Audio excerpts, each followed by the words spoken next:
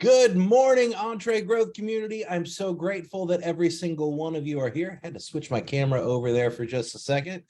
And I'm ready to get started if you are. And today I want to talk about not judging a book by its cover, because there's so many opportunities that we could be leaving at the door by doing so. And I want to read this story to you for just a second. So give me 1 second here to pull this up correctly so that I can make sure that I get everyone in as they're coming in as well. All right, there we go.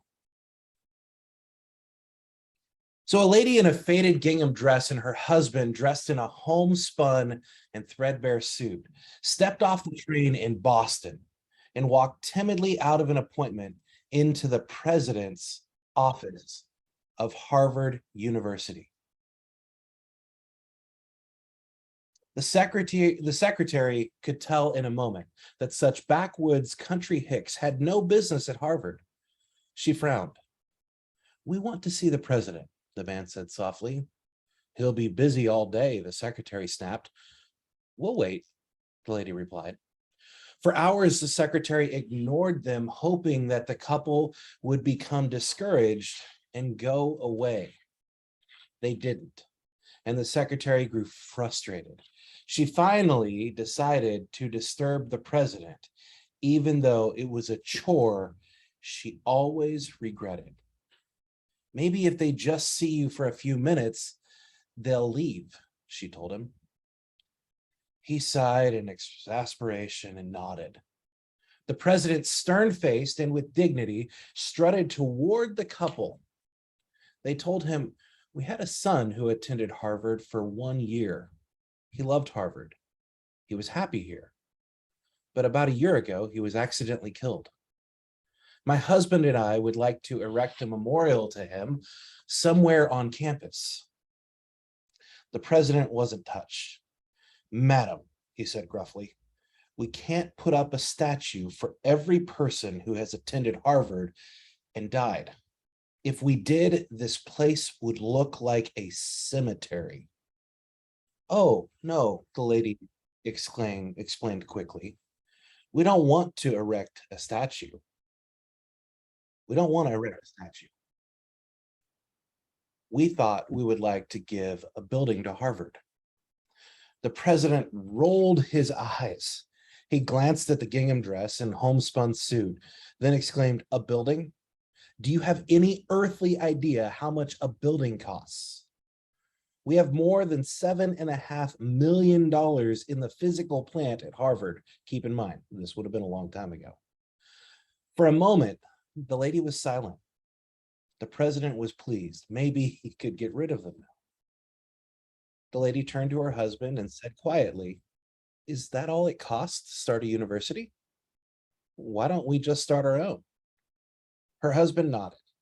The president's face wilted in confusion and bewilderment.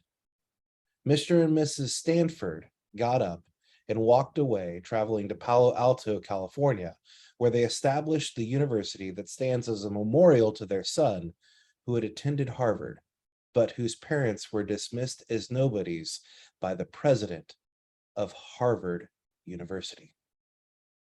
Now, I share that story with you because it was clear that they were judged from the very beginning, from the moment they walked through the door.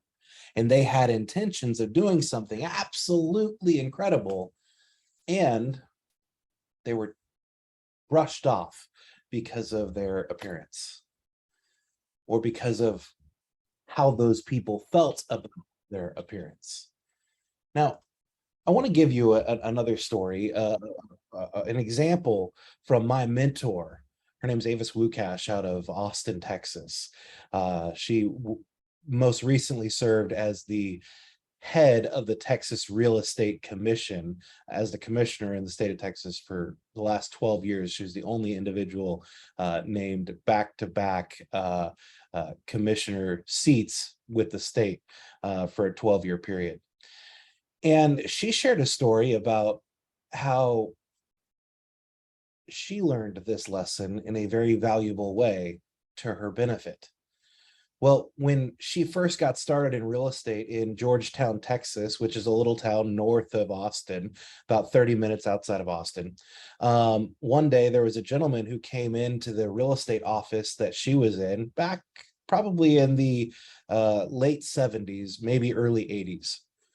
And this gentleman came in and he was dressed in, those outfits that mechanics wear, and he had oil and everything like that all over him. And the other people in the office didn't want anything to do with him because they saw him walking in from the parking lot and they thought, okay, look, this is going to be a rental. It's going to be a waste of our time. Not interested. And Avis looked and she was like, well, I'll go talk to him.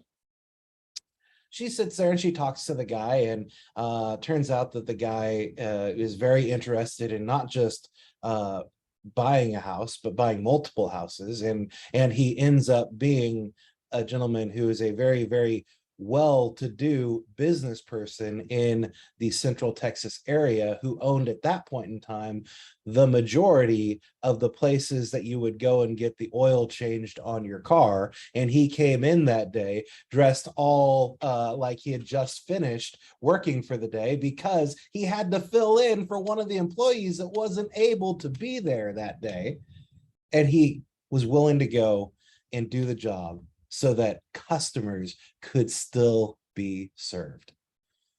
Well, that gentleman went on to do, I think it was 19 real estate transactions with Avis over the course of about 20 years, all because she didn't let the preconceived notions that all of the other people in that office had about the gentleman's appearance when he walked through the door. We live in a world where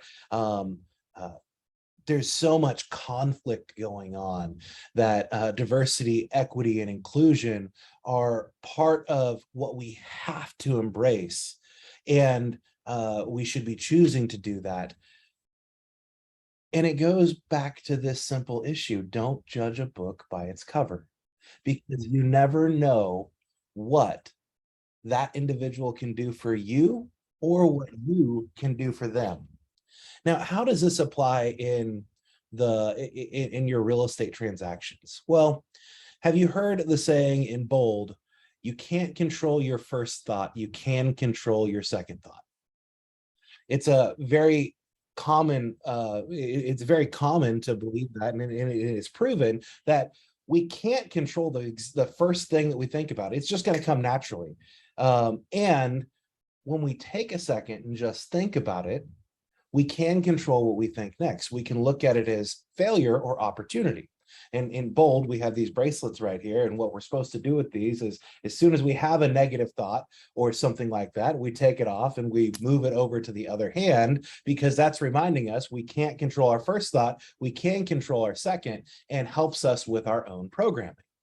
Well, I want you to think about it for just a second here. Imagine for a moment that you have found the perfect TV that you want to buy for Super Bowl Sunday. You know exactly which one it is. You've been studying it online for weeks and weeks and weeks, and you're like, man, this is going to look perfect in my living room. I can't wait to have it.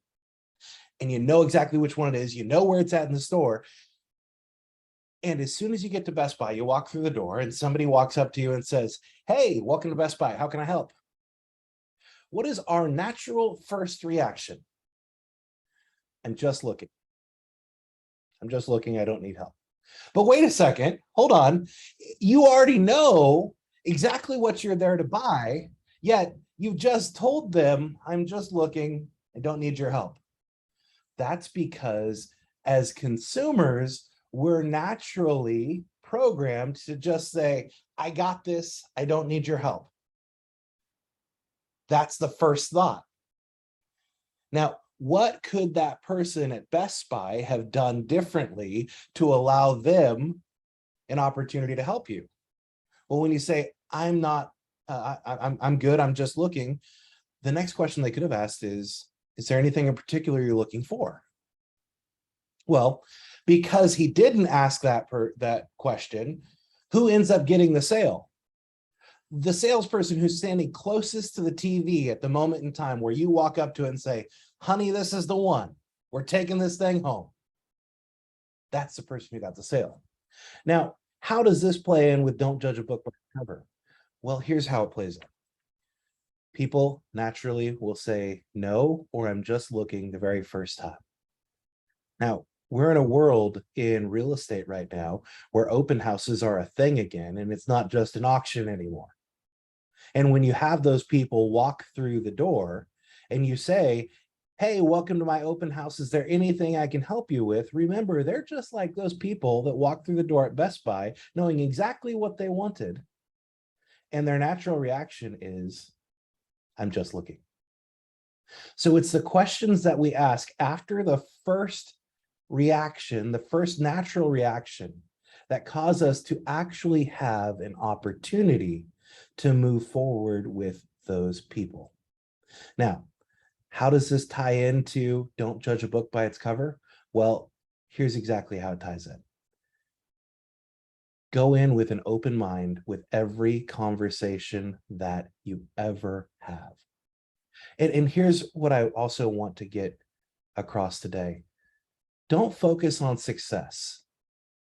Focus on adding value to other people.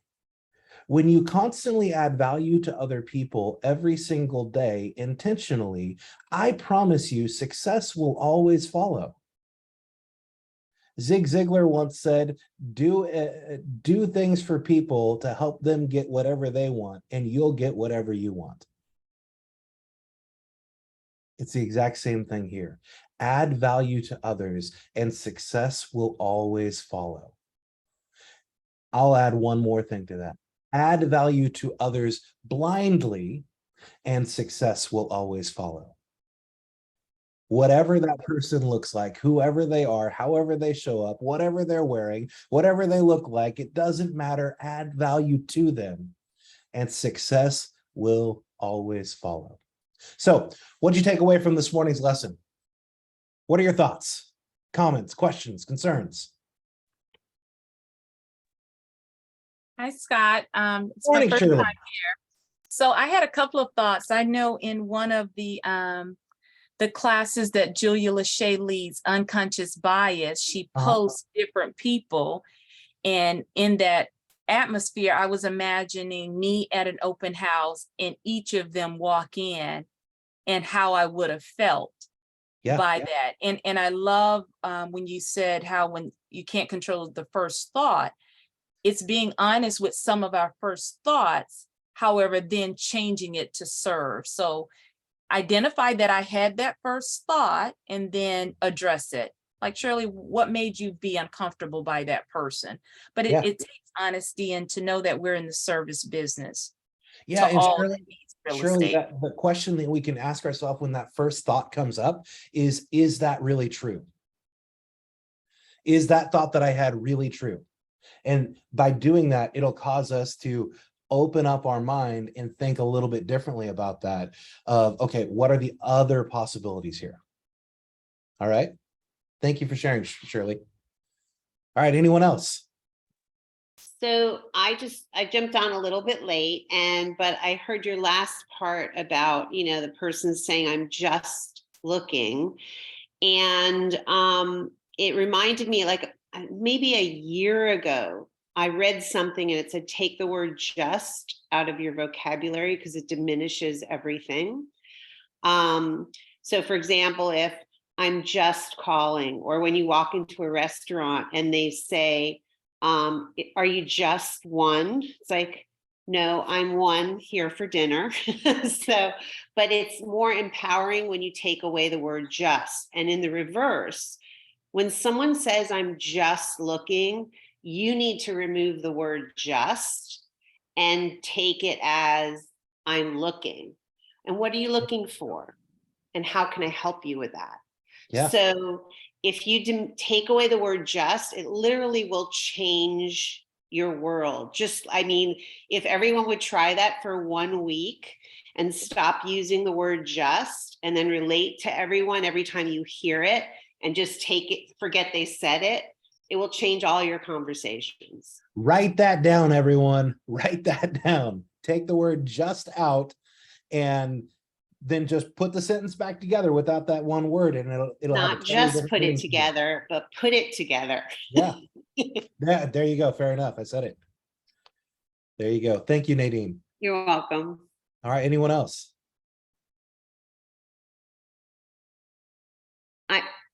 If no one else is going to go, I have another story about All right. when I Yeah. was in retail, Go when for I it. was working at Needless Markup, and a woman walked in. Yeah, a What woman does walked in. this markup really stand for? Neiman Marcus. Okay, perfect. So a woman walked in. I was working in this section called Bridge Jewelry. I must have been 19 years old, and no one would wait on her. We all worked on strictly commission there. It was not, you didn't get paid any other way. And this woman walked up and everyone thought she was like a homeless person. She was wearing, she just looked like a homeless person. And she was looking at the watches in the counter. And I went up to her and I said, "Can I help you?" And she said, "Can I see that one?" And she literally looked at it. Then she looked at another one. She looked at 10 other watches. And then she kept putting them on her wrists. And all of a sudden she reaches into her brassiere, takes out a wad of cash and bought all 10 from me. And so then she came back the next day. She did this for a month and she never returned anything. Meanwhile, the other people at the counter were waiting on these women that would come in dressed to the nines. They'd buy a really nice piece of jewelry and they'd return it the next week. So you'd think you were making money and then they would return it and then your commission goes away. And I looked at them and I said, "My lady never returns anything." So Yeah. it was such a lesson to me about never judge, just help, just help. So. Well, and I think it's also important to point out, Nadine, that we live in a world where people want to look good and be right. And I personally believe truly wealthy people don't care a lot about At all. some of those things that others may perceive as the status symbols. And there's a book that I read called The Millionaire Next Door that really points that out. Of the truly wealthy people, you would never really know that they're truly wealthy. And they, when I say wealthy, I'm talking about monetarily, because wealth can be determined in so many different ways, yet you would never know. And this sounds like an example of one of those people. Yep. Who, just went out, enjoyed her life. Probably didn't care what other people thought about how she looked. And I'll bet if you saw her at one of those parties that she was going to with her family or something like that, you may not have even recognized her, but you would have recognized the watches, right? Right. Or she gave them all away to people she liked. There you go. That could be it too. That definitely could be it. All right, Nadine, thank you so much for sharing that. That's awesome. Any other thoughts, comments, questions? We got a bunch in the chat. I got, it seems today Mr. Monday. How we doing? Can you hear me? We can hear you. Awesome. Good. Sorry. I don't know why my video camera is not working at my house, but the theme of the day seems like adding value is what we're discussing. And I just keep going back, just a random thought here. I just keep going back to the bold law, come from contribution, right? And a lot of my business has come from doing just that. So just wanted to share that. Yeah, coming from contribution is even bigger. And if we go and look at the last market shift, the recession that we had in 2007, 2008, those agents who chose to come from contribution and not from a scarcity mindset and showed their database that they truly cared about them by making the calls and checking in on how those people were truly doing, are the ones who did better and had greater business on the opposite side of the recession than you could ever imagine. And right now, as we are still in a really interesting time in our economy, if we just called the people that are in our phone, by the way, these are people that already like you, they already know you, and they already trust you. Don't make it about real estate. Don't make it about business. just call them and check in on them. I love Facebook for this reason. It allows you to look at somebody's life online, their digital life online, the life that they choose to share, which may not be exactly the life that they're living every single day, but it gives you a reason to call them based upon what they've just posted and say, hey, Phil, I saw you and your wife just had a little baby named Bo, and he's 5-6 weeks old now. How are you doing? Are you getting enough sleep? Is there anything I can do to help? Questions like that connect in greater ways. Remember, whatever it is that you're selling, you're not really selling it. We could say that we're in the real estate business. The reality is we're not. We are in the relationship business. Real estate comes as a result of the relationships that we have. You could say that you're a doctor. Well, yeah, your degree says that you're a doctor, but you would never have any patients unless you had relationships. People choose to come to you because of the relationship, because you make them feel comfortable, because you make them feel at ease, because they feel like you can help them. It's the exact same thing for us. So Phil, thank you for saying that. And I want to add something. I want to add something to that portion of it too. It's, the relationships and the things you were mentioning, having a child, things like that, that we see with our network, our community, and, going out and about in the communities that we're in and bringing stuff like that up does go a long way.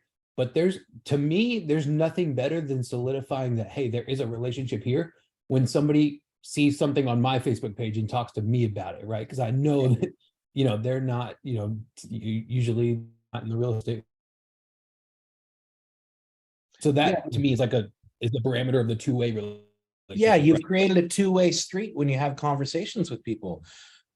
You can't just get your real estate license one day, activate it, and never tell anyone and expect that people are just going to come to you. Yet there's a lot of people that get into our industry and think that, oh, that's just going to happen. But it's intentionality every single day of maintaining those relationships, focusing on adding value to people, and your success will always be there, just like we mentioned at the beginning.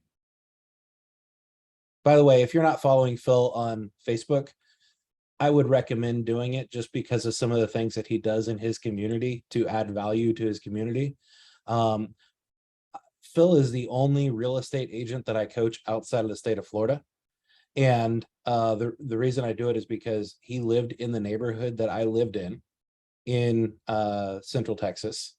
And when we had a major snowstorm in Central Texas, yes, I said a major snowstorm. What did Phil do when everyone else was inside freezing their butts off? Phil put on a gingerbread man blow up inflatable suit and walked around and visited all the kids in the neighborhood that were outside having snowball fights and everything like that, and became a massive celebrity on our Facebook page for our community. And it was something so small that caused people to reach out to him and say, hey, you're the guy that was in the gingerbread suit. I need to sell my house. And I remembered that you did that, right, Phil? That's definitely the start of what jump started my career for sure. Because I was only 2 months into real estate at that time. Yeah. Yeah. So let's sum this whole thing up. Don't focus on your first thought. Change it to the second thought that you want to have. Don't judge a book by its cover. You never know how you can add value to that person in a big way and how they can add value to you. And finally, focus on adding value to others always as the number one priority, and success will always follow. As I say every time, everything you want in life is right outside of your comfort zone. If you choose to get a little bit uncomfortable today, you will be comfortable in that spot in the future, and you'll begin to get everything that you've always wanted. I appreciate y'all. Have a great day.